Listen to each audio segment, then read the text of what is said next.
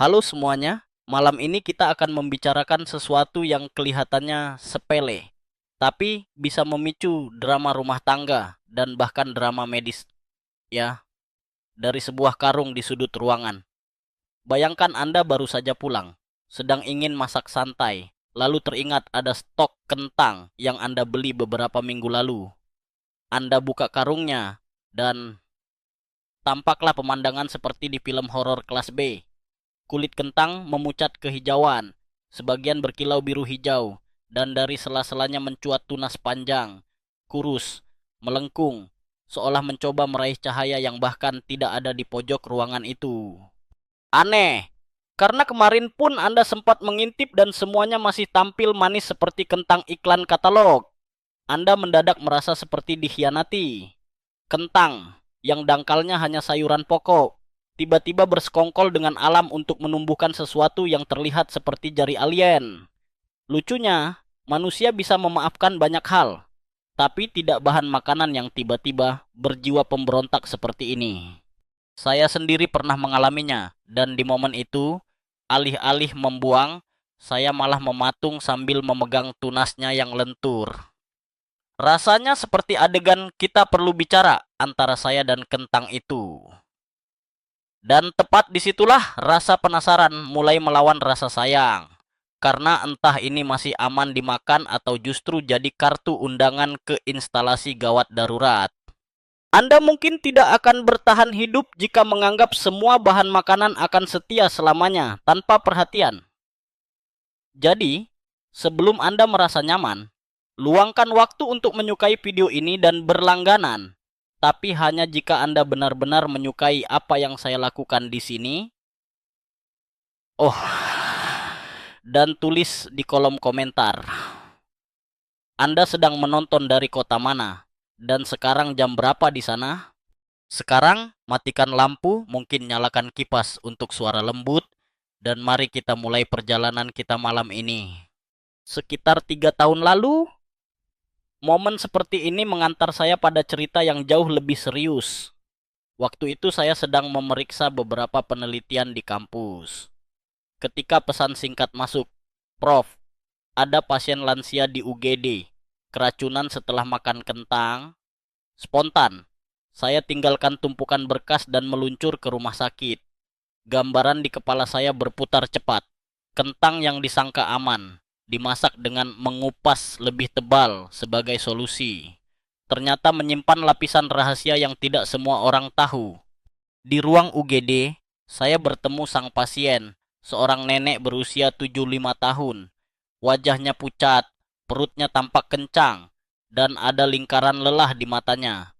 Dokter jaga meringkas. Beliau hanya makan beberapa kentang rebus, tapi rasanya agak pahit. Saya langsung menanyakan dari mana kentang itu berasal. Nenek itu menjawab pelan. Dari balkon, kelihatan sedikit rusak, tapi saya potong kulitnya tebal-tebal. Ada nada menyesal, tapi juga heran, seolah berkata, bukankah itu yang semua orang lakukan? Saat itulah saya sadar, pengetahuan yang saya pegang tentang cara menyimpan dan menilai kentang mungkin tidak menjadi pengetahuan umum. Padahal, bahan makanan yang sederhana ini punya perilaku sendiri. Mereka bereaksi terhadap cahaya, suhu, lembab, bahkan tetangga di rak penyimpanan.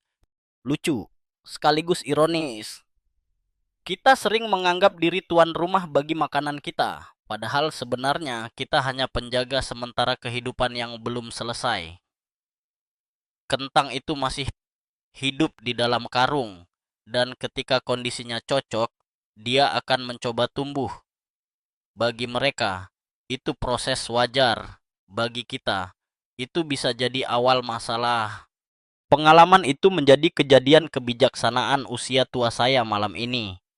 Nenek itu mengajarkan saya bahwa kita sering merasa sudah tahu cara menjaga sesuatu. Hanya karena kita mengulang tradisi yang sama selama puluhan tahun. Tidak ada yang berpikir bahwa tradisi itu bisa membahayakan. Sampai suatu hari kenyataannya menghentikan kita. Dragonnya dalam kasus ini bukan naga, tapi zat kecil bernama solanin. Tapi mari kita simpan kejutan itu untuk nanti.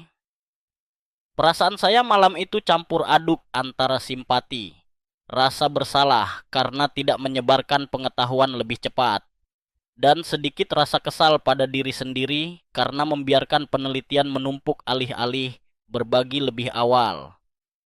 Semua terbalut dalam keheningan rumah sakit. Hanya sesekali dipecahkan bunyi monitor jantung. Sisi anehnya, saya teringat percakapan akademis lama dengan rekan peneliti tentang shall we treat vegetables just as data points? Apakah kita boleh menganggap bahan pangan hanya sebagai variabel statistik? Ternyata, di luar laboratorium variabel-variabel itu bisa memutuskan naik panggung dalam bentuk krisis medis. Agak memaksa untuk disebut panggung, tapi memang seperti berdiri di teater yang salah tema. Anda mulai mengerti bahwa bukan hanya manusia yang punya cerita. Kentang pun ternyata menulis narasinya diam-diam, sambil menunggu waktu yang tepat. Dan saat Anda melihat tunas pucat itu melengkung lembut, ingatlah bahwa di dalamnya sedang berjalan naskah metabolisme yang mengikuti logika alam, bukan kalender dapur Anda. Kita mungkin bercanda, ini cuma sayur. Tapi ternyata, seperti orang yang Anda kira biasa-biasa saja, lalu diam-diam masuk tim lari maraton, kentang menyimpan kejutan yang bisa membuat Anda tak siap. Di bagian selanjutnya, saya akan ajak Anda menyelami kisah nenek itu lebih jauh, dan mengapa kasusnya menjadi alarm yang tidak lagi bisa saya abaikan. Jika malam ini Anda memiliki stok cadangan di rumah, mungkin ini saat yang tepat untuk mulai berpikir, apakah mereka sudah ganti naskah di belakang layar. Sore itu di rumah sakit, saya ingat betul bagaimana tatapan nenek itu setengah bingung, setengah pasrah. Dia bercerita sambil mengusap perutnya pelan, katanya hanya ingin menghabiskan persediaan kentang yang sudah beberapa lama di balkon. Tidak ada maksud apa-apa selain menghindari pemborosan, itu saja. Rasa pahit di lidah sudah ia abaikan. Mengira mungkin karena musim yang terlalu panas atau tanah asalnya berbeda. Ternyata justru rasa pahit itulah isyarat bahaya. Sebagai peneliti, saya sudah paham gejalanya di atas kertas, mual, muntah, nyeri perut, disertai pusing. Namun menyaksikan langsung tubuh rapuh seorang lansia menggigil di ranjang membuat semua term medis terasa lebih berat. Dokter jaga sambil berdiri di kaki ranjang mengangguk, memberi isyarat bahwa kondisi beliau stabil. Tapi perawatan perlu dilanjutkan. Saya memandang kantong infus yang menetes perlahan, lalu menarik napas panjang. Di perjalanan pulang, saya tidak langsung ke kampus. Saya singgah ke warung pinggir jalan, membeli sebungkus kentang mentah. Saya duduk di kursi plastik sambil mengamati satu persatu. Ada yang kulitnya halus, ada yang kehijauan, ada yang sudah bertunas. Orang di sekeliling mungkin mengira saya sedang memilih bahan masakan untuk makan malam. Padahal pikiran saya sudah melayang pada analisis. Setiap warna, setiap tonjolan adalah petunjuk tentang proses yang sedang berlangsung dalam umbi itu. Dan disitulah muncullah rahasia yang sering orang abaikan. Solanin. Zat ini terbentuk ketika umbi seperti kentang, terkena cahaya atau mulai bertunas. Warnanya bisa jadi kehijauan karena klorofil, tapi yang jauh lebih berbahaya adalah racun yang ikut terbentuk bersamanya. Solanin ini tidak hanya tinggal di permukaan kulit, ia dapat menembus hingga ke dalam daging kentang, terutama di area dekat mata tunas. Pernah saya berdiskusi dengan kolega tentang pengupasan. Banyak orang mengira bahwa mengupas kulit tebal-tebal akan menyelesaikan masalah. Cukup buang bagian hijaunya kan, katanya. Tapi sayangnya, itu seperti mencoba mengeringkan lantai tanpa menutup keran yang bocor. Solanin sudah menyebar lebih luas dari yang terlihat, dan pengupasan tidak menjamin hilangnya zat tersebut sepenuhnya. Lucunya, nenek itu sempat bercanda pahit. Berarti salah saya bukan cuma di balkon, tapi juga di pisau dapur, ya? Kami tertawa tipis, mencoba mengalihkan ketegangan. Namun, lelucon itu malah menegaskan pelajaran penting, bahwa kita sering merasa sudah mengambil langkah aman tanpa tahu arah bahaya sebenarnya. Peristiwa kebijaksanaan usia tua kali ini jelas. Pengalaman nenek tadi mengingatkan saya pada pepatah lama ibu saya sendiri. Kalau belum tahu musuhnya, jangan terlalu percaya bantalan yang tipis. Dia dulu berkata itu tentang mengangkat wajan panas dengan kain yang tipis. Tapi kali ini relevansinya bergeser ke dunia pangan. Jika kita tidak mengerti sifat-sifat makanan, tindakan pencegahan bisa saja cuma ilusi. Ada sisi aneh yang terlintas ketika memikirkan solanin. Secara biologis, ia adalah mekanisme pertahanan bagi tanaman. Tujuan umbi ini bukan untuk meracuni manusia media, melainkan melindungi dirinya dari hama dan penyakit. Kentang, dalam tanda kutip memperlengkapi tubuhnya dengan senjata kimia agar peluang bertahan hidupnya meningkat hingga ia bisa tumbuh menjadi tanaman baru. Dalam cerita mereka, merekalah protagonisnya. Hanya saja, kita manusia kadang dengan percaya diri masuk ke bab cerita itu dan tanpa sadar memegang pedang yang diarahkan ke kita. Perdebatan akademis pun muncul. Ada yang mengatakan jika kadar solanin rendah, tubuh manusia bisa menoleransinya. Beberapa penelitian mematok ambang batas konsumsi yang masih dianggap aman. Tapi dalam kehidupan nyata, tidak ada label kadar solanin hari ini di permukaan kentang. Maka, beberapa dari kami berpendapat bahwa menghindari kentang bertunas atau kehijauan adalah langkah paling praktis, tanpa repot mengkuantifikasi risiko di dapur. Ketika kembali ke laboratorium keesokan harinya, saya meletakkan kantong kentang belanjaan itu di meja penelitian.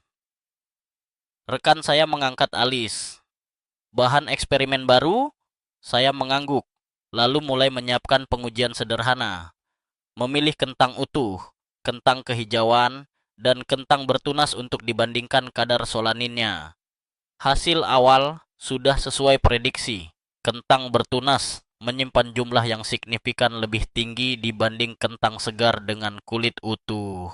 Dalam hati, saya membayangkan bagaimana banyak keluarga di luar sana menyimpan kentang di tempat yang sama setiap tahun, di suhu yang tidak berubah, di rak yang mungkin terkena cahaya matahari sore, semua berlangsung tanpa masalah. Sampai suatu musim, lingkungan tertentu memicu kentang untuk berubah sifat. Hal-hal seperti ini nyaris tak terlihat, persis seperti drama rumah tangga yang tak pernah dibicarakan. Tiba-tiba meledak di acara kumpul keluarga. Humor tipis yang muncul di pikiran saya. Kentang itu mirip rekan kerja yang jarang bicara, diam, terlihat tak bermasalah. Tapi suatu hari datang rapat dan meledakkan presentasi yang membuat semua orang ternganga. Anda baru sadar bahwa ada proses panjang di balik layar yang Anda tak pernah ketahui. Malamnya, saya duduk di ruang kerja, memandangi setumpuk catatan yang sudah dipenuhi diagram, angka, dan komentar. Catatan-catatan itu seperti sudah menyanyi, meminta saya melakukan sesuatu di luar laboratorium. Saat itulah saya mulai merencanakan untuk membagikan semua hasil penelitian ini kepada publik dengan gaya yang sederhana bisa dipahami, tapi tetap menyimpan akurasi data yang saya jaga selama ini. Kasus nenek itu menjadi titik mula, bukan sekadar seorang pasien sembuh lalu selesai, tapi pemicu bagi saya untuk mengajak lebih banyak orang memahami bahwa makanan bukan hanya soal rasa dan kalori. Ada biokimia, ada interaksi dengan lingkungan, ada konsekuensi yang bisa langsung terasa di tubuh. Dan bagian paling tricky, semua itu bekerja diam-diam, tanpa memberi notifikasi di ponsel kita. Beberapa hari setelah kejadian itu, saya mulai menulis ulang catatan penelitian saya tentang solanin, mencoba menyusunnya menjadi cerita yang lebih mudah dicerna oleh orang awam. Di kampus, kami sering terbiasa membicarakan fakta-fakta ini dengan bahasa teknis yang bisa membuat kepala orang di luar dunia riset langsung pening 3 menit pertama. Tapi kali ini tujuan saya berbeda. Saya ingin mereka bisa memahaminya sambil memegang secangkir teh. Mungkin sambil sesekali tertawa kecil. Jadi, mari kita bicara tentang rahasia kecil bernama solanin. Solanin adalah alkaloid glikoalkaloid, ya. Itu istilah ribetnya yang diproduksi oleh tanaman keluarga Solanaceae, termasuk si kentang. Fungsinya bagi tanaman pertahanan diri dari hama, jamur, dan predator lain. Ibarat alarm plus cairan mereka sekaligus. Solanin muncul lebih banyak ketika kentang kena cahaya terang, mulai bertunas atau terluka di bagian kulitnya. Hebatnya, atau ironisnya, klorofil yang membuat kulit kentang berubah hijau bukanlah racunnya. Justru klorofil itu hanya penanda bahwa kentang telah mendapat cahaya cukup. Yang artinya proses lain, yakni produksi solanin, kemungkinan besar juga terjadi. Itu seperti lampu indikator di dashboard mobil. Yang lampunya menyala bukan masalahnya, tapi tanpa sadar ia memberi sinyal bahwa ada hal serius yang harus dicek. Peristiwa kebijaksanaan usia tua kali ini datang dari ingatan saya pada masa kecil. Nenek saya yang lain, bukan yang di rumah sakit tadi, sering berkata, "Kalau sayuran mulai bicara, dengarkan baik-baik." Maksudnya, jika bentuk, warna, atau baunya sudah berubah, itu bukan sekadar mau rusak, tapi sedang memberi tanda peringatan. Dulu saya kira itu hanya pepatah dapur. Ternyata kini saya bisa membackup ucapan beliau dengan uraian biokimia lengkap.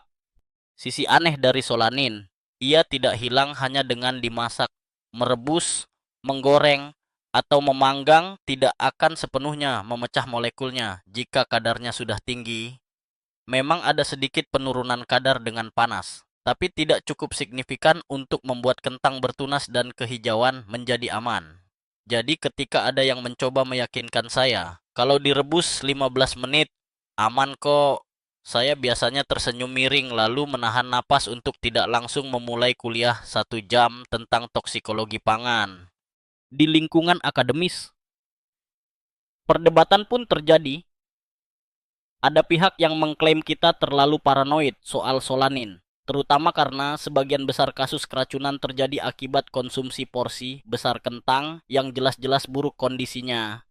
Mereka berargumen, kita makan sayur lain yang punya senyawa alami berpotensi toksik, tapi aman.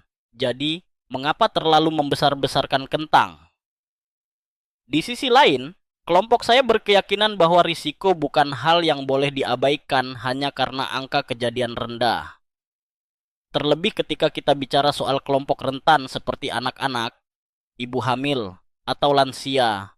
Waktu itu, saya memutuskan untuk membuat uji sederhana di rumah sebagai bahan konten. Saya ambil 3 kentang segar dan 3 kentang yang sudah memanjang tunasnya.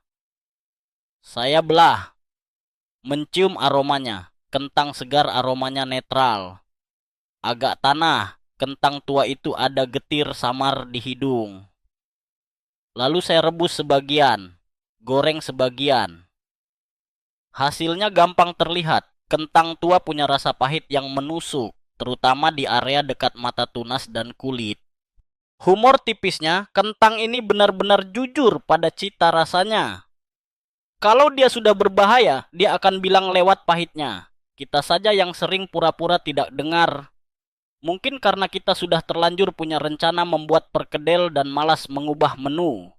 Salah satu mahasiswa saya yang ikut mengamati kemudian berkata, "Jadi sebenarnya kentang juga pintar, ya?"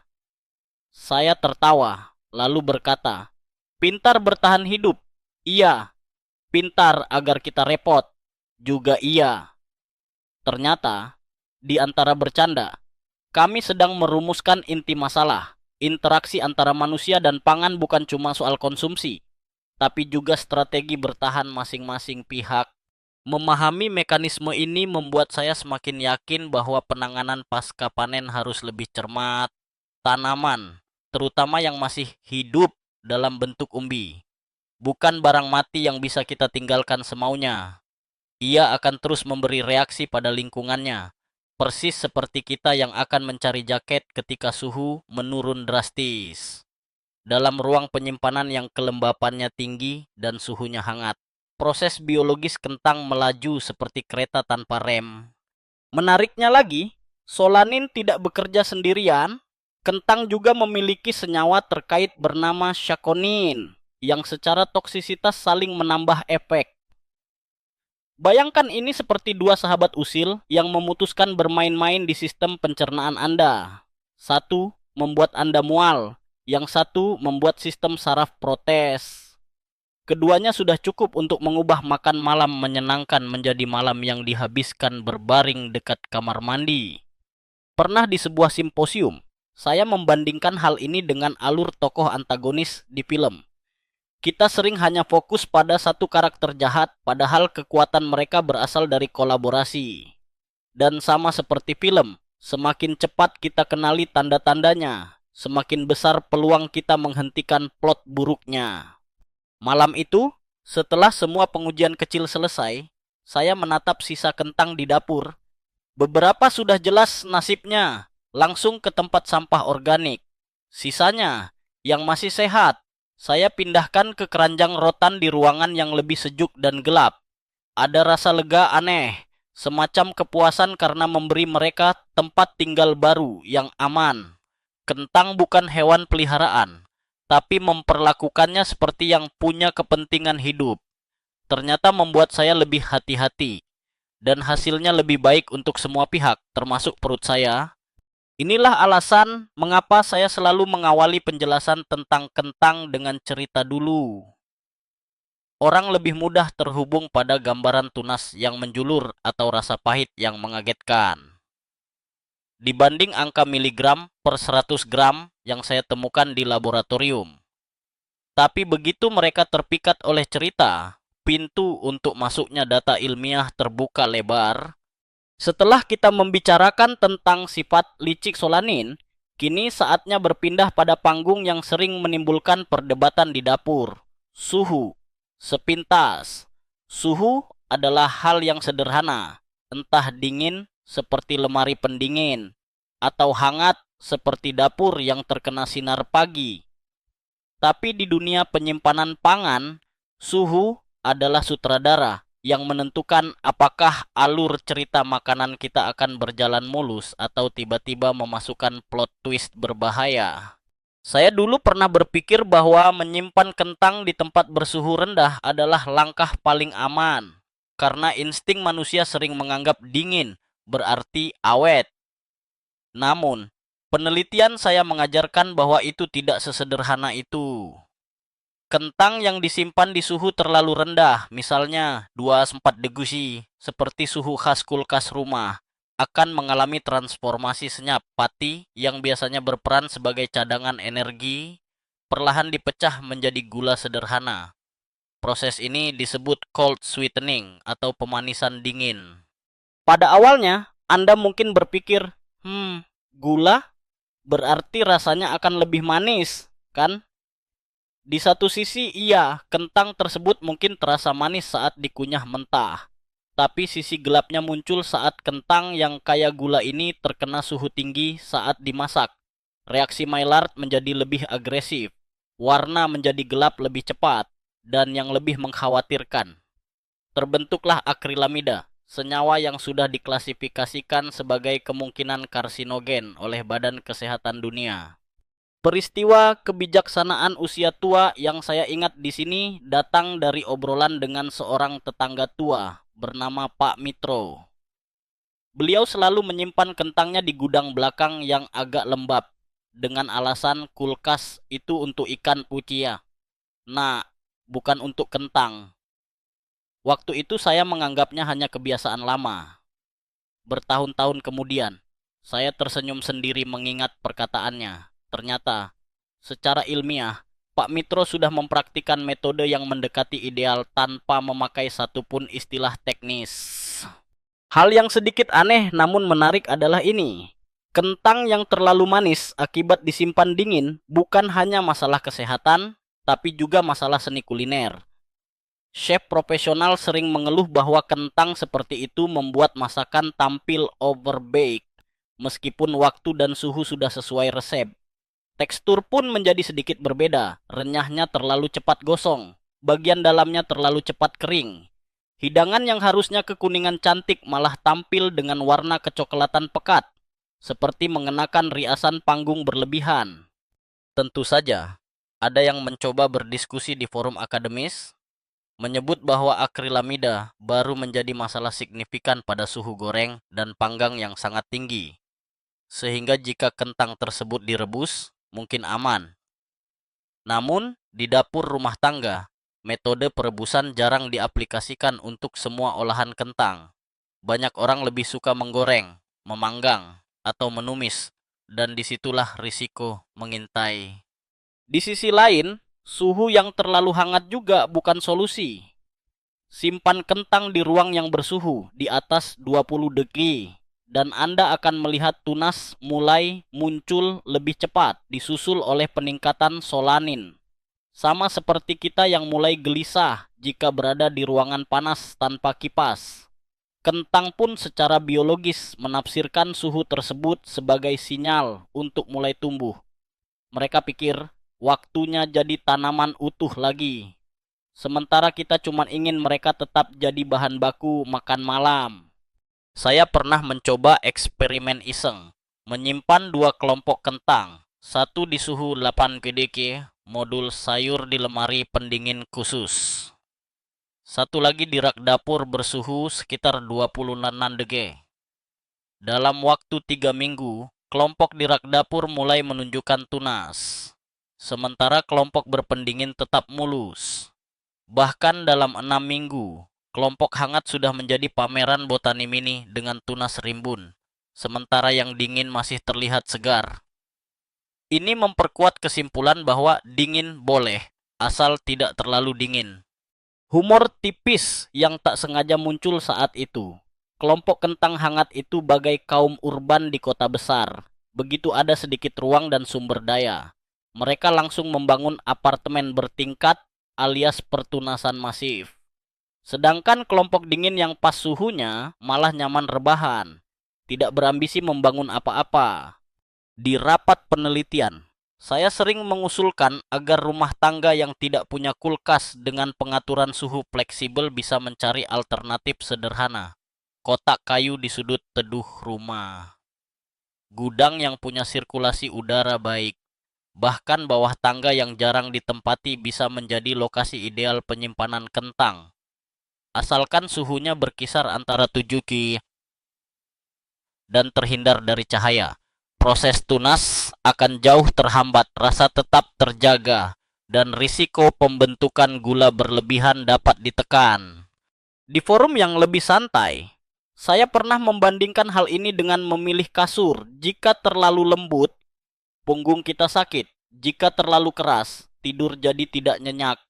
Kentang juga punya zona nyaman suhu, dan ia akan tidur dengan tenang jika kita menempatkannya pada kisaran itu. Malam itu, ketika saya merapikan catatan, saya sadar betapa seringnya kita salah mengartikan kenyamanan sebagai keamanan.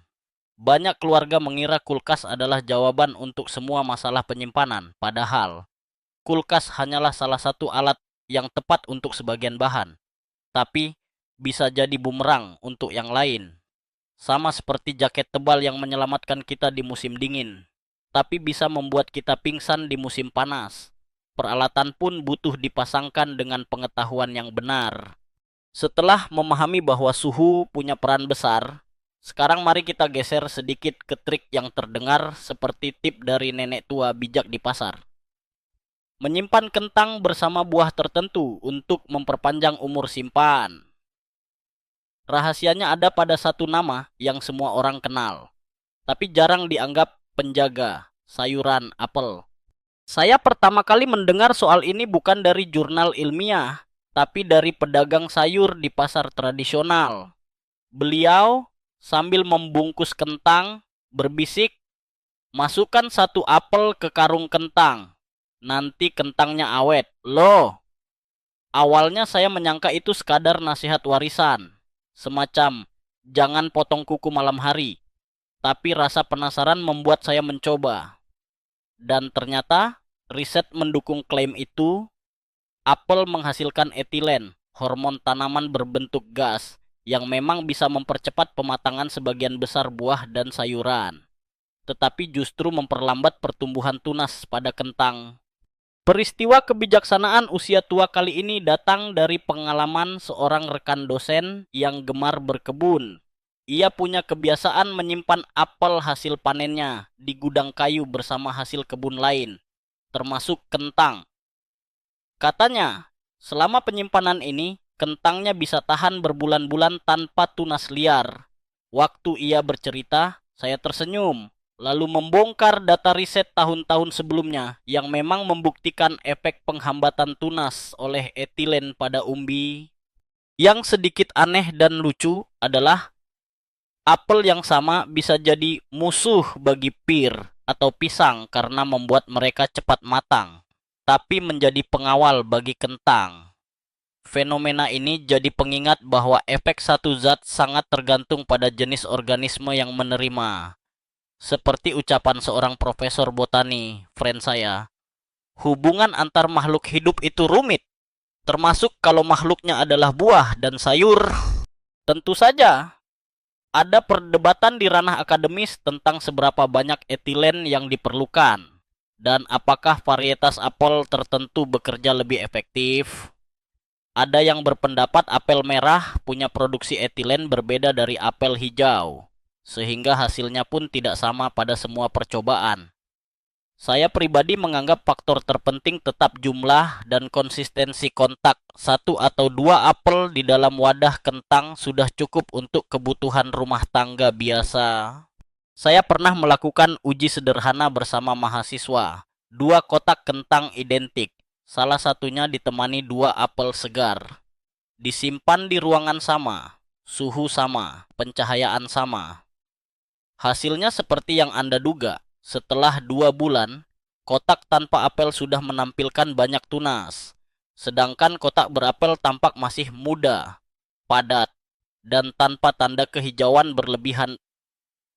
Lucunya, ada satu kentang di kotak berapel yang malah sedikit lebih keras dari awal, seolah menantang hukum alamnya sendiri. Humor tipis dari eksperimen itu adalah cara kami memberi julukan pada kedua kelompok kentang. Kos-kosan single untuk yang tanpa apel, dan kos-kosan dengan satpam untuk yang bersama apel. Hasilnya, kos dengan satpam jelas lebih tertib dan tenang. Namun jangan tergoda untuk mencampurkan kentang dengan semua buah. Misalnya, pisang juga menghasilkan banyak etilen, tapi daya tahannya rendah, cepat busuk, sehingga justru memperkenalkan masalah lain berupa kelembapan dan jamur. Tomat pun sebaiknya jauh-jauh, karena meski memproduksi etilen, sifat gas yang mereka hasilkan justru bisa memicu peningkatan solanin pada kentang. Selain itu, jangan sampai mencampur kentang dengan bawang merah atau bawang bombay. Bawang mengeluarkan uap dan kelembapan yang memicu tunas tumbuh lebih cepat, dan interaksi aromanya pun membuat cita rasa kentang berkurang. Saya pernah menemukan kentang yang disimpan bersama bawang selama sebulan. Tidak hanya bertunas, bau kentangnya pun seperti masker bawang permanen. Di sebuah lokakarya, saya membagikan tip untuk rumah tangga. Simpan kentang di wadah terbuka, beri 1 atau 2 apel segar, periksa setiap 2 minggu, dan ganti apel bila mulai layu. Apel layu malah akan menjadi sumber kelembapan tak diinginkan. Hal ini mirip dengan analogi menaruh penjaga di pos keamanan. Penjaga yang kuat akan membuat lingkungan aman, tapi penjaga yang sudah kelelahan justru jadi titik lemah. Yang menarik, praktik seperti ini tidak memerlukan teknologi canggih maupun biaya besar. Tidak ada sistem ventilasi mahal atau sensor digital. Hanya permainan alami antara dua tanaman yang sebenarnya sedang berkomunikasi melalui gas. Di era modern serba digital, sedikit membiarkan alam bekerja dengan caranya sendiri justru memberikan hasil yang mengejutkan. Bagi saya pribadi, Menemukan fakta bahwa apel dapat mendisiplinkan kentang adalah salah satu momen kecil yang membuat saya semakin menghargai logika biologis di dapur. Sama halnya seperti memahami bahwa beberapa orang sangat produktif bila bekerja dalam tim yang tepat. Kentang, dalam lingkupnya sendiri, juga punya teman kerja yang bisa membuatnya bertahan lebih lama di lingkungan penyimpanan. Dan siapa sangka, teman itu adalah apel yang biasa kita makan saat lapar sore hari. Setelah bicara tentang apel sebagai teman baik bagi kentang, mari kita masuk ke bagian yang lebih drama keluarga. Siapa yang sebaiknya tidak sekamar dengan kentang? Dunia penyimpanan pangan punya aturan tak tertulis, dan salah satunya adalah ada kombinasi yang, jika dipaksakan, hanya akan berakhir dengan keributan kimiawi dan bencana tekstur. Pernah satu kali, seorang mahasiswa membawa ke lab sebuah kantong besar berisi campuran kentang dan bawang bombay. Ia mengambilnya dari dapur kosnya sendiri, katanya, supaya praktis. Semua bahan inti ditempatkan di satu karung besar. Ketika kantong itu dibuka, kami semua setengah kaget, setengah geli. Kentangnya sudah penuh tunas, pucat panjang seperti mie basah, dan sebagian kulitnya berwarna kehijauan. Bau yang keluar pun gabungan aneh antara wangi tajam bawang dan aroma tanah basah dari kentang. Bukan kombinasi yang akan dipromosikan di acara masak televisi. Peristiwa kebijaksanaan usia tua yang muncul kali ini kembali terngiang dari nasihat ibu saya di masa kecil. Bahan yang karakternya kuat jangan dicampur sembarangan. Maksud beliau mungkin soal bumbu dan rasa, tapi secara tak sengaja, itu berlaku juga untuk penyimpanan fisik. Bawang punya sifat melepaskan uap air sekaligus senyawa belerang yang bukan teman baik bagi kentang. Kelembapan mempercepat pertunasan dan proses pembusukan, sementara senyawa aromatiknya bisa mengganggu rasa netral kentang. Fenomena aneh yang sering saya jumpai adalah betapa cepatnya proses percepatan tunas ini bila kedua bahan disimpan bersama dalam uji coba. Kentang dengan bawang mulai bertunas 2 kali lebih cepat dibanding kentang yang disimpan sendirian. Bahkan satu siung bawang yang ikut tertinggal di keranjang kentang dapat memicu masalah yang sama. Jadi, ini seperti rumah kos yang hanya butuh satu penghuni berisik untuk membuat seluruh blok tidak bisa tidur nyenyak. Dari perdebatan akademis yang pernah saya ikuti, sebagian orang berpikir bahwa menempatkan bawang dan kentang bersama itu efisien karena keduanya butuh tempat sejuk dan kering. Ya, memang keduanya suka kondisi sejuk dan kering, tapi sejuk dan kering yang dimaksud tidak bisa menghilangkan reaksi kimia akibat kedekatan fisik mereka. Mirip seperti dua orang dengan hobi malam yang sama, tetapi satu suka konser bising dan satu suka meditasi. Tidak akan rukun dalam jangka panjang. Selain bawang, tomat juga masuk ke daftar dilarang sekamar bagi kentang. Tomat mengeluarkan etilen, tapi sifat etilen dari tomat justru memicu pertumbuhan tunas dan mungkin meningkatkan kadar solanin. Saya pernah menerima sekotak kentang dari petani lokal yang tanpa sengaja disimpan dalam peti tomat selama pengiriman. Hasilnya, dalam seminggu saja, kentangnya sudah mulai kehijauan dan bertunas tipis-tipis. Meskipun sebelumnya segar dari tanah, dalam kesempatan kuliah umum, saya selalu menjelaskan perbedaan efek etilen tersebut. Bayangkan etilen seperti pesan teks. Pesan yang dikirim apel kepada kentang berbunyi, "Hei, santai saja, tetap tenang." Sedangkan pesan dari tomat berbunyi, "Waktunya beraksi, tumbuh sekarang juga." Masalahnya, aksi bagi tanaman berarti mempersiapkan tunas dan senjata kimianya, yang bagi kita berarti awal dari pemborosan dan potensi racun. Ada satu eksperimen lapangan yang saya lakukan untuk para petani binaan. Kami membuat 3 kelompok penyimpanan. Kentang bersama apel, kentang bersama bawang, dan kentang bersama tomat. Dalam 30 hari, hasilnya sangat visual. Grup apel terlihat nyaris tidak berubah. Grup bawang sudah menunjukkan tunas 3 masih makan itu. Grup tomat kena kombinasi. Tunas mulai muncul dan ada area kehijauan yang cukup luas. Para petani hanya menggeleng-geleng.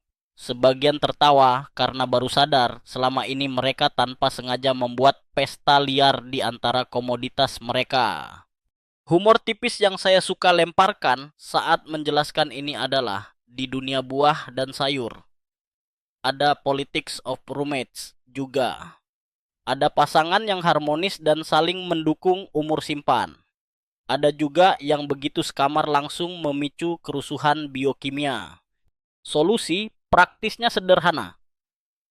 Pisahkan kentang dari bawang dan tomat, bahkan dari sayuran yang terlalu lembab seperti terong atau mentimun.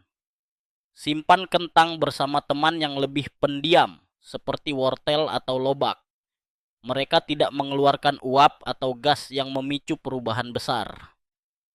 Analogi ini selalu membantu orang mengingat, jika Anda ingin kentang tidur nyenyak, jangan taruh mereka di kamar sebelah klub malam.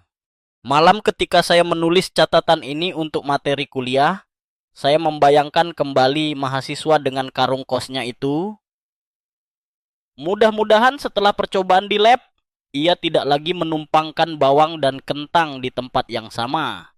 Dan mudah-mudahan bagi Anda yang mendengarkan malam ini, obrolan kita bisa menjadi pencerahan kecil untuk dapur Anda sendiri. Tentu, sebelum kombinasi yang salah memanggil drama tak diundang di meja makan. Setelah kita membicarakan drama siapa sekamar dengan siapa di dapur, sekarang saatnya masuk ke sebuah paradoks yang memancing banyak kesalahpahaman. Kulkas. Di satu sisi, lemari pendingin sering dipuji sebagai penolong utama agar bahan makanan tidak cepat rusak. Tapi untuk kentang, lemari pendingin adalah sahabat yang jika terlalu sering dilibatkan, bisa berubah menjadi lawan yang menyusup diam-diam. Dulu saya sering melihat orang dengan bangga menaruh karung kentangnya di rak bawah kulkas. Supaya awet, Provo. Kata mereka sambil tersenyum penuh keyakinan, wow. Namun, sekali lagi, penelitian dan pengalaman membuktikan bahwa niat baik tidak selalu sejalan dengan hasil sehat. Ketika kentang disimpan di suhu kulkas biasa, 2/4 sesuatu yang diam-diam mempersulit tubuh kita terjadi, pati diubah menjadi gula sederhana. Ingat cold sweetening yang kita singgung sebelumnya? Nah, disinilah ia bermain dalam skala penuh. Peristiwa kebijaksanaan usia tua dalam bagian ini datang dari seorang pedagang gorengan di kampung saya. Beliau bercerita bagaimana suatu hari kentang gorengnya gosong lebih cepat dari biasanya, padahal minyaknya sama dan apinya sama. Setelah saya tanya, ternyata kentang yang dipakai disimpan di lemari pendingin selama hampir 2 minggu. Tanpa beliau sadari, kandungan gulanya sudah naik. Dan begitu masuk minyak panas, bam! Warna berubah kecoklatan pekat secepat kilat. Dari sisi rasa, mungkin ada yang suka gurih pahit itu. Tapi dari sisi kimia, kita bicara tentang senyawa akrilamida yang tidak kita minta hadir di tubuh kita. Anehnya, sebagian orang justru menganggap warna gosong tersebut sebagai tanda matang sempurna. Inilah titik di mana informasi ilmiah sering kalah oleh persepsi visual. Sama seperti orang yang menilai kue dari kemerahannya tanpa tahu bahwa oven terlalu panas. Kentang pun perlu kita pahami lebih dalam daripada sekadar dari tampilannya. Dalam perdebatan akademis, ada kubu yang mengatakan bahwa risiko akrilamida dapat diminimalkan dengan cara memasak berbeda. Misalnya, menggoreng di suhu lebih rendah atau memilih metode merebus. Namun kenyataannya, kebiasaan masak di rumah jarang berubah drastis. Kecuali ada alasan yang sangat kuat. Saya pribadi percaya bahwa mengubah cara penyimpanan lebih mudah daripada mengubah kebiasaan memasak satu keluarga besar. Selain masalah gula dan akrilamida, kulkas juga membawa musuh lain, kelembapan. Rak sayur di kulkas memang didesain menjaga kelembapan untuk beberapa jenis bahan segar. Tapi bagi kentang, ini berarti titik-titik air bisa muncul di permukaan kulit. Air ini menciptakan kondisi ideal untuk pertumbuhan jamur dan pembusukan. Lebih buruk lagi, jamur pada kentang tidak selalu berhenti di kulit. Spora dan racunnya dapat menembus daging umbi. dan sifat racun tertentu tidak hilang meski dimasak. Saya pernah menemui kasus di laboratorium. Kentang dari kulkas yang secara visual hanya punya bercak hitam kecil di luar, ternyata sudah terkontaminasi sampai bagian tengah. Saat dibelah, struktur dalamnya berwarna kecoklatan dan aroma asam samar tercium. Jika itu dituang ke dalam sup, mungkin rasa segar sup berubah misterius. Tapi yang lebih berbahaya adalah paparan racun yang tidak terlihat. Humor tipis saya di kelas. Kulkas untuk kentang itu seperti memberi kursi pijat pada orang yang tidak tahu cara menghentikan tombol. Awalnya menyenangkan, tapi akhirnya membuat otot justru sakit. Kentang tidak pernah minta dipijat sedingin itu dan dengan kelembapan tinggi seperti spa yang salah konsep. Dari perspektif solusi, saya sering menyarankan beberapa opsi jika Anda hanya punya kulkas standar. Gunakan kotak atau kantong khusus dengan bahan kertas atau kain tebal. Letakkan di bagian kulkas yang suhunya paling tinggi, biasanya di laci sayur paling bawah. Dan isi hanya saat cuaca ekstrem panas. Jika kentang telanjur masuk kulkas lebih dari seminggu, biarkan dulu di suhu ruang gelap selama 3-4 hari sebelum dimasak. Untuk memberi kesempatan sebagian gula kembali menjadi pati. Meski ini tidak mengembalikan 100%, setidaknya bisa mengurangi risiko akrilamida. Usahakan kentang kering saat masuk kulkas untuk meminimalkan kondensasi saat keluar. Kuncinya adalah mengingatkan diri sendiri. Kentang suka tempat sejuk, tapi tidak sedingin kulkas biasa. Idealnya di 7 bandegi, yang sayangnya jarang menjadi suhu bawaan lemari pendingin rumah tangga. Disinilah akal kreatif kita berperan, cari ruang teduh, lemari kayu, atau bahkan kotak penyimpanan yang diletakkan di dekat lantai, tapi bukan dekat sumber panas. Menutup hari itu, saya membayangkan kentang seperti tamu yang pemalu. Mereka nyaman di ruang yang tenang, sejuk, dan kering. Taruhlah mereka di pesta kulkas yang sibuk dengan kelembapan dan suhu rendah ekstrim. Mereka akan mengubah sifat demi melindungi diri. Dan perlindungan itu sayangnya berbalik jadi ancaman bagi tubuh kita. Kalau tadi kita berbicara soal kentang dan kulkas, sekarang kita pindah ke karakter lain di dapur yang sering disalahpahami, minyak berharga yang harum dan bergizi, tapi punya sifat manja seperti kucing Anggora, minyak biji wijen Prila, atau yang sering kita sebut minyak biji rami. Korea, ya, si minyak Prila alias minyak biji ganitri. Dalam keseharian kita di Indonesia, kita bisa mengaitkan sifat ini dengan minyak biji bunga matahari atau minyak zaitun ekstra virgin yang juga peka terhadap suhu dan cahaya. Minyak perila sangat kaya akan asam lemak omega 3, sebuah nutrien yang menyehatkan jantung, mengurangi peradangan, bahkan mendukung fungsi otak. Tapi justru karena kekayaannya itulah ia cepat rusak. Asam lemak tak jenuh ganda sangat mudah bereaksi dengan oksigen di udara, menghasilkan proses yang kita kenal sebagai rancidity atau ketengikan. Dan yang perlu diingat, ketengikan tidak hanya merusak rasa dan aroma, tetapi juga menghasilkan senyawa oksidasi yang dapat membahayakan kesehatan jika dikonsumsi terus-menerus. Peristiwa kebijaksanaan usia tua dalam bab ini datang dari seorang teman lama saya, Bu Lastri, yang punya kebiasaan menaruh minyak perila di rak kecil tepat di sebelah kompor supaya gampang dijangkau. Nak, kan tiap hari dipakai, katanya. Waktu saya cicip, rasanya sudah sedikit getir dan agak anyir, padahal minyak itu baru dibuka 3 minggu sebelumnya. Saya bertanya bagaimana ia menyimpannya. Ia menunjuk botol transparan yang setiap hari kena pancaran panas kompor dan cahaya dari jendela. Tak heran, ibarat menaruh bunga segar di bawah terik matahari sepanjang hari. Mereka layu lebih cepat. Fenomena aneh yang sering bikin saya geleng kepala adalah anggapan banyak orang bahwa menyimpan minyak di lemari pendingin akan otomatis mengawetkannya lebih lama. Memang benar suhu rendah memperlambat oksidasi, tetapi masalahnya adalah perubahan suhu berulang. Setiap kali kita keluarkan dari kulkas untuk dipakai lalu memasukkannya kembali, kondensasi air kecil terbentuk di dinding botol, memberi tiket masuk bagi oksidasi lebih jauh. Untuk minyak kaya omega 3 seperti perila, ini bagai mempercepat umur minyak dengan setiap kali buka tutup. Di kalangan akademis, ini sering jadi perdebatan. Sebagian ahli menekankan bahwa penyimpanan dingin tetap lebih baik daripada suhu ruang panas. Sementara yang lain menggarisbawahi risiko fluktuasi dan kondensasi jika penggunaan sangat sering.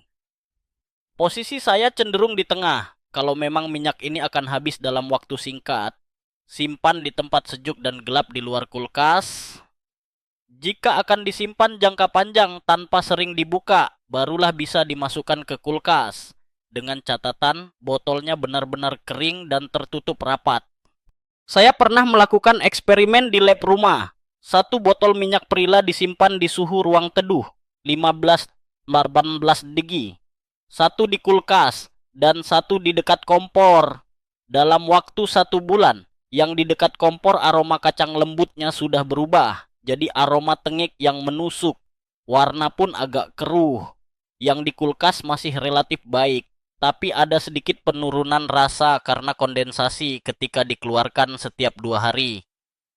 Yang di suhu ruang teduh tetap paling stabil rasanya sampai hampir 2 bulan, karena tidak terganggu panas dan cahaya langsung. Humor tipisnya, saya menganalogikan minyak perila seperti introvert yang tidak suka pesta. Simpan dia di ruangan yang sejuk dan gelap. Ia akan bahagia. Bawa dia bolak-balik dari pesta, kulkas, ke keramaian, kompor. Ia akan stres dan merusak dirinya pelan-pelan. Tips praktis dari saya selalu sama. Gunakan botol kaca gelap untuk mencegah sinar masuk. Simpan di lemari yang jauh dari sumber panas, dan pastikan tutupnya selalu rapat. Jika beli dalam jumlah besar, bagi menjadi botol-botol kecil agar yang terbuka cepat habis dan sisanya tetap segar. Ingat, semakin sedikit kontak dengan udara, semakin lama minyak awet. Satu catatan tambahan yang sering saya tekankan, meski minyak ini menyehatkan, titik asapnya relatif rendah, sehingga tidak cocok untuk menggoreng apalagi menumis dengan api besar. Gunakan sebagai finishing untuk menambah aroma pada salad, sup, atau sayuran rebus. Memanaskannya justru menghancurkan asam lemak baik yang kita buru. Di akhir hari, saya berbicara soal minyak ini di kelas. Saya melihat beberapa wajah mahasiswa yang mulai mengingat kembali letak botol minyak mereka di rumah. Ada yang tersenyum kecut, mungkin teringat botol minyak transparan di rak terbuka.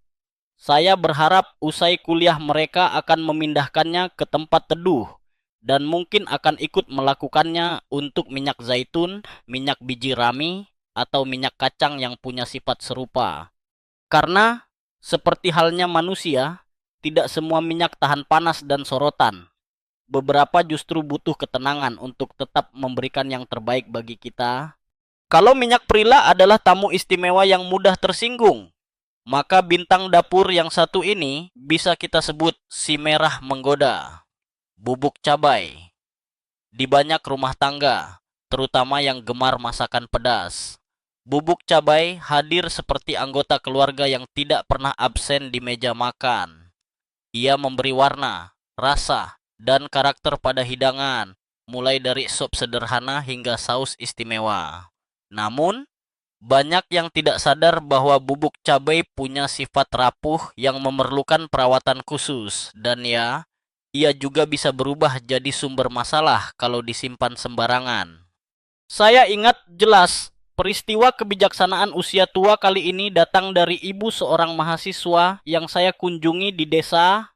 Beliau dengan bangga membuka freezer dan menunjuk plastik besar berisi bubuk cabai, sambil berkata, "Ini bisa tahan 3 tahun, Prof, karena saya simpan di dingin beku." Nada suaranya penuh keyakinan, tapi ketika saya membuka kantong itu, saya melihat ada gumpalan-gumpalan kecil, warnanya sedikit pudar di beberapa bagian. Aromanya pun tidak setajam bubuk cabai segar kering. Fenomena aneh yang sering terjadi pada bubuk cabai di freezer adalah efek keringat ketika keluar dari suhu beku. Perbedaan suhu dan kelembapan membuat uap air dari udara mengembun pada permukaan bubuk atau di dalam kemasan yang terbuka sesaat. Titik-titik air ini membuat bubuk mudah menggumpal. Bahkan bisa menjadi sarang tumbuhnya jamur mikro yang tidak kasat mata. Lebih rumit lagi, kelembapan ini dapat memicu reaksi kimia yang mempercepat degradasi pigmen merah, kapsantin, dan karotenoid, sehingga warna jadi kurang cemerlang. Apalagi jika suhu naik turun sering terjadi. Di kalangan akademis, ada perdebatan soal ini. Kubu pro freezer berargumen bahwa sebagian besar mikroba akan berhenti tumbuh di suhu beku, sehingga aman. Kubu kontra menunjuk pada data bahwa kualitas sensori, aroma, rasa, warna, dan kandungan zat aktif seperti kapsaicin cenderung menurun lebih cepat bila bubuk cabai mengalami fluktuasi suhu dan kelembapan akibat keluar masuk freezer. Saya sendiri cenderung di tengah. Jika ingin menyimpan stok jangka panjang yang tidak sering dibuka, freezer bisa menjadi opsi, asal benar-benar kedap udara dan dibagi menjadi porsi kecil. Namun, untuk pemakaian harian, jauh lebih aman disimpan di suhu ruang yang sejuk dan kering, atau di kulkas bagian bawah yang kering dan gelap. Pernah saya membuat eksperimen sederhana dengan 3 kelompok bubuk cabai. Kelompok pertama disimpan di suhu ruang teduh dalam toples kaca gelap dan rapat. Kelompok kedua di kulkas, kelompok ketiga di freezer, namun sering keluar masuk untuk diambil sedikit demi sedikit. 3 bulan kemudian, kelompok ketiga memiliki kehilangan warna dan aroma paling signifikan. Sementara kelompok pertama justru bertahan paling baik dari segi warna dan rasa. Mungkin karena ia tidak diganggu secara fisik atau iklim. Humor tipisnya, saya membandingkan bubuk cabai dengan artis panggung. Mereka tampil memukau ketika mendapat tata lampu yang tepat dan panggung yang stabil. Tapi kalau setiap 5 menit ditarik-tarik keluar masuk panggung dingin, riasan dan energi mereka akan drop setengah sebelum pertunjukan akhir. Selain kelembapan, bubuk cabai juga sensitif terhadap cahaya dan oksigen. Paparan cahaya langsung memecah pigmen karotenoid yang memberi warna merah cerah, dan oksigen mempercepat oksidasi lemak di dalam bubuk sehingga muncul rasa tengik. Oleh karena itu, saya selalu menyarankan menggunakan wadah kedap udara dari bahan non-transparan atau botol kaca gelap, lalu disimpan di lemari dapur yang sejuk dan kering. Satu informasi penting, jamur tertentu yang dapat tumbuh di bubuk cabai lembab berpotensi menghasilkan aflatoksin, racun yang dapat merusak hati, bahkan pada dosis kecil jika terakumulasi.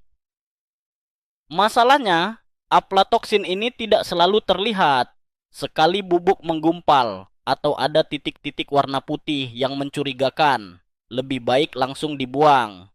Perdebatan kecil yang sering muncul di seminar pangan adalah tentang apakah bubuk cabai halus lebih cepat rusak daripada yang giling kasar. Sebagai orang yang sudah mencoba, saya bisa pastikan jawabannya ya. Partikel halus memiliki luas permukaan lebih besar sehingga lebih cepat bereaksi dengan oksigen di udara. Inilah mengapa saya sering menyarankan membeli bubuk dengan gilingan agak kasar, lalu menggiling halus secukupnya jika ingin membuat bumbu atau sambal. Petani dan pengrajin bubuk cabai yang saya temui pun mengakui bahwa menjaga produk mereka tetap kering dan tertutup rapat adalah tantangan besar. Kadang mereka menambahkan beberapa butir beras kering ke dalam wadah bubuk cabai untuk menyerap sisa kelembapan. Trik sederhana yang sudah lama digunakan di dapur rumah. Menutup sesi tentang si merah menggoda ini, saya selalu bilang pada mahasiswa saya, cabai adalah simbol kekuatan rasa, tapi ia juga bisa menjadi bahaya merah jika kita tidak memperhatikan cara menyimpannya. Ia bukan hanya pemberi pedas, tapi juga sebuah bahan yang penuh kimia alami yang perlu kita perlakukan dengan hormat, supaya setiap taburan bumbu benar-benar memberi nikmat tanpa menghadirkan ancaman tersembunyi. Setelah seluruh perjalanan kita membedah kentang, minyak, dan bubuk cabai dari segala sisi, tibalah di bagian yang sering saya sebut sebagai panggung praktik. Semua riset, cerita, dan pengalaman tadi hanya akan menjadi ornamen yang cantik di rak buku kalau tidak diterjemahkan menjadi kebiasaan nyata di dapur.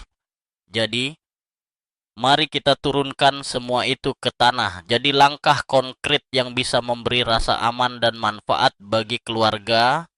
Langkah pertama untuk kentang adalah olah mereka dengan bijak. Salah satu teknik favorit saya adalah mengukus atau merebus kentang utuh dengan kulitnya, lalu mendinginkannya di suhu ruang sebelum dinikmati atau disimpan di kulkas untuk dikonsumsi keesokan harinya.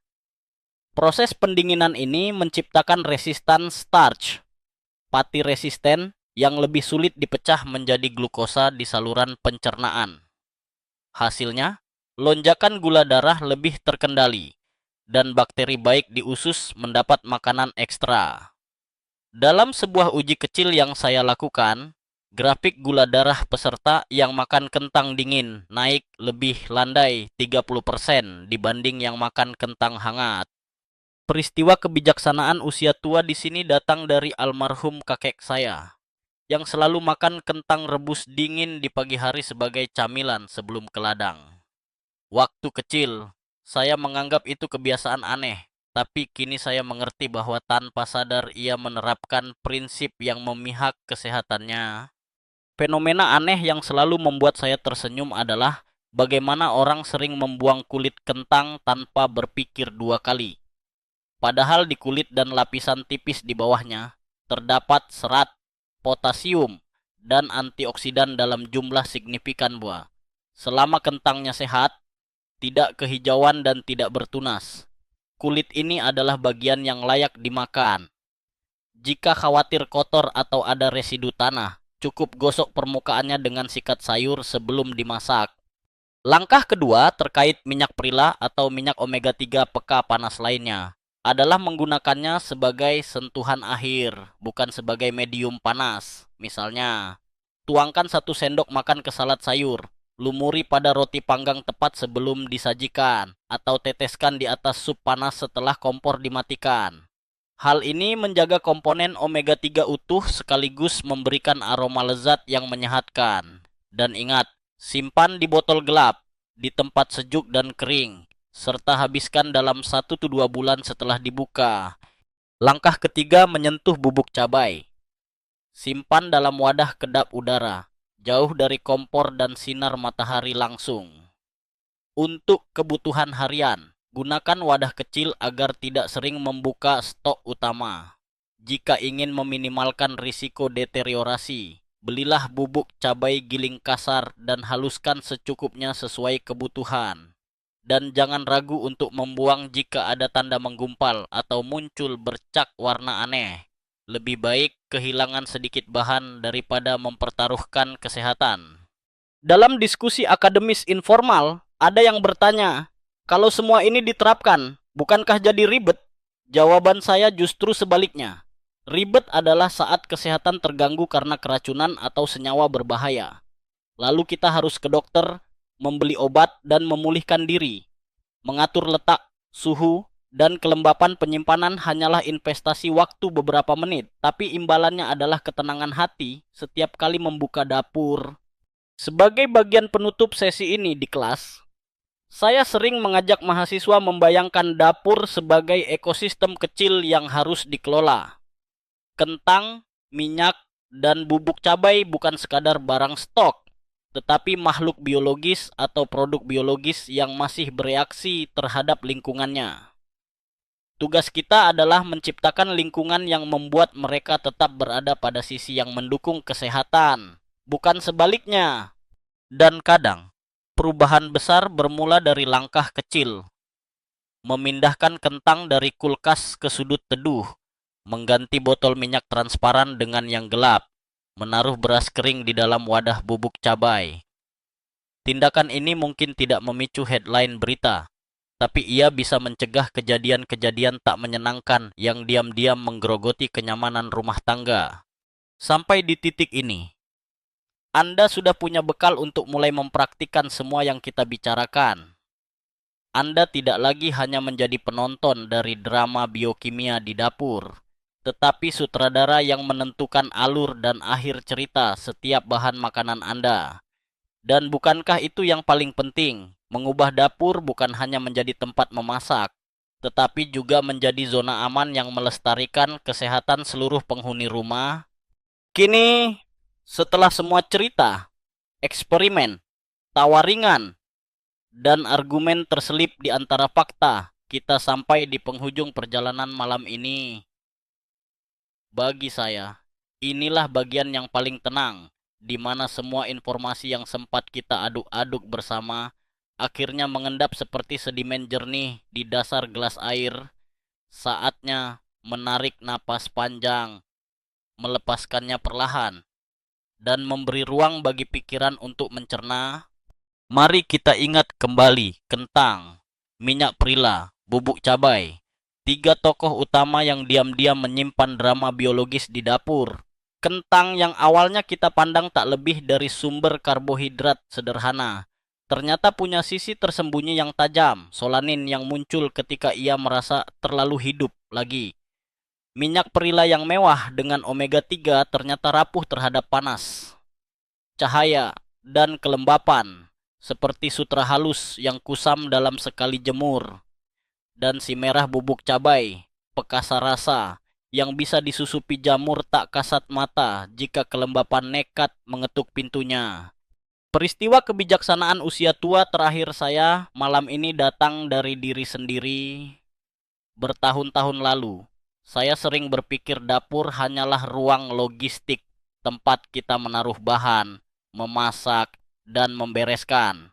Tapi setelah melihat sendiri bagaimana satu kentang bisa merobohkan kesehatan seorang nenek, atau bagaimana satu botol minyak bisa berubah sifat karena salah simpan, saya jadi paham. Dapur adalah ekosistem yang menuntut kita jadi pengelola, bukan sekadar pengguna.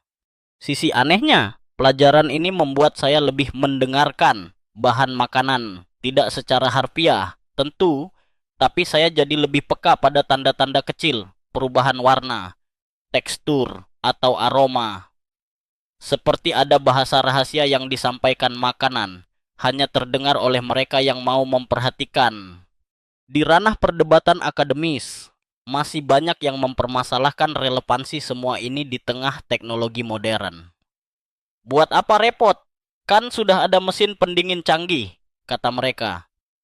Tapi saya memilih berada di sisi yang percaya bahwa ilmu pengetahuan baru menggandakan manfaatnya ketika bertemu dengan kearifan lama. Teknologi bisa membantu, namun naluri, logika sederhana, dan tradisi yang terbukti efektif tetap punya tempat yang tidak tergantikan. Jadi, apa yang bisa Anda lakukan mulai besok pagi? Mungkin sesederhana menggeser posisi karung kentang agar tak lagi kena cahaya. Memindahkan minyak istimewa Anda ke botol gelap di lemari teduh. Atau mengeluarkan bubuk cabai dari freezer dan menatanya rapi di toples kedap udara. Bukan untuk ikut tren, tapi untuk memberi jarak yang aman antara kebutuhan dapur dan potensi risiko kesehatan. Saya tahu tidak semua dari kita punya waktu memikirkan sedetail itu setiap hari. Tetapi percayalah, perubahan yang paling tahan lama sering datang dari kebiasaan kecil yang diulang terus-menerus. Seperti menutup botol rapat setiap kali selesai pakai, memeriksa satu persatu kentang sebelum dimasak, atau memastikan sendok yang menyentuh bubuk cabai benar-benar kering. Detail kecil yang nyaris tak terlihat, namun mengubah segalanya dalam jangka panjang. Sekarang, bayangkan dapur Anda setelah semua ini diterapkan, wadah rapi di sudut teduh, bahan-bahan yang tetap segar lebih lama, dan rasa percaya diri setiap kali menyajikan makanan. Karena Anda tahu tidak ada kejutan berbahaya yang bersembunyi di baliknya. Pelan-pelan kita tutup tirai malam ini. Biarkan semua informasi yang masuk tadi menetap di kepala Anda, seperti cahaya redup yang menghangatkan tanpa menyilaukan.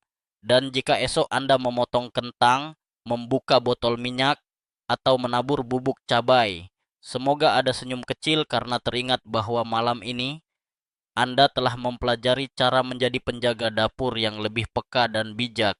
Malam ini kita berjalan melalui kisah dan ilmu tentang 3 bahan dapur yang sering kita anggap biasa: kentang, minyak perila, dan bubuk cabai. Kita mulai dari melihat bagaimana kentang dapat berubah menjadi sumber solanin berbahaya ketika bertunas atau terkena cahaya berlebih. Lalu membahas trik sederhana untuk memperlambat proses itu, seperti menggunakan apel sebagai penjaga umur simpan atau mengatur suhu penyimpanan di kisaran 7 degi. Kita juga membongkar mitos tentang kulkas. Meski berguna untuk banyak bahan, suhu terlalu dingin justru bisa memicu pembentukan gula pada kentang yang saat dimasak menghasilkan akrilamida, senyawa yang perlu dihindari. Lalu, kita menoleh ke minyak perila yang bergizi tinggi, tapi rapuh terhadap panas, cahaya, dan kelembapan. Penyimpanan di botol gelap, di tempat sejuk dan kering, serta penggunaan sebagai sentuhan akhir adalah kunci mempertahankan kualitasnya.